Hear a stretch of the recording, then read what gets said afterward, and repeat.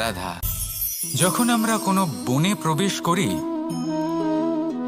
তখন এই সবুজ ঘাস দেখে, এই কোমল ঘাস দেখে আমাদের মন প্রফুল্ল হয়ে ওঠে। ভিন্ন ভিন্ন প্রজাতির ফুল, ভিন্ন ভিন্ন রঙের ফুল দেখে এই মন আনন্দে ভরে ওঠে। এখানে শিশুরা আনন্দ লাভ করে, বড়রা ভোজন গ্রহণ করেন, কথাবার্তা বলেন, হাঁটাহাঁটি করে বেড়ান।